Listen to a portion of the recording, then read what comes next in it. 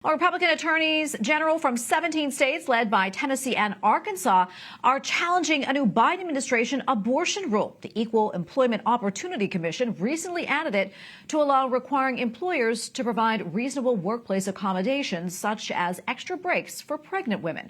Capitol Hill correspondent Erik Rosales joins us now to explain. Erik. Well, good evening, Tracy. The EEOC claims that the new rule, which goes into effect in mid-June, simply clarifies the provisions for the Pregnant Workers Fairness Act, which became law last June after Congress passed it as part of a government spending package. But pro-life lawmakers who voted for it say the Biden administration is simply trying to use it as a vehicle to make abortions available even in states where they are not legal.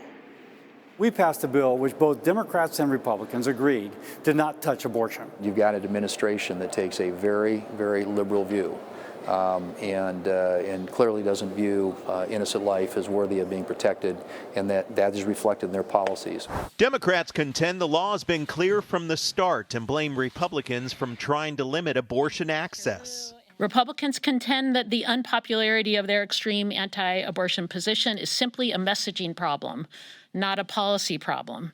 That if they just talk more about it, then they'll be fine. But during floor debate on the bill in December of 2022, Democrat co-sponsor Senator Bob Casey, a Catholic, made clear abortion accommodations were not included. Under the Pregnant Workers Fairness Act, the Equal Employment Opportunity Commission, EEOC, could not issue any regulation that requires abortion leave, nor does the Act permit the EEOC to require employers to provide abortion leave in violation of state law.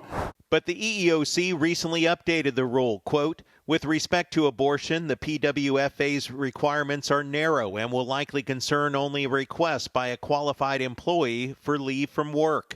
Melanie Israel with the Heritage Foundation argues the rules go beyond the scope of the law that passed with bipartisan support. That is not at all what that law was designed to do. And in fact, many of the members of Congress who had signed on to that law specifically told the administration, no, that is not what we meant at all. And the administration, unfortunately, ignored that.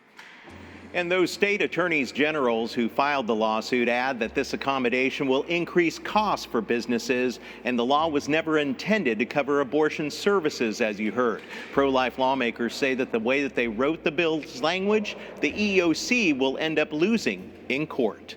But I'll stay on top of the issue. At the Capitol, Erik Rosales, EWTN News Nightly.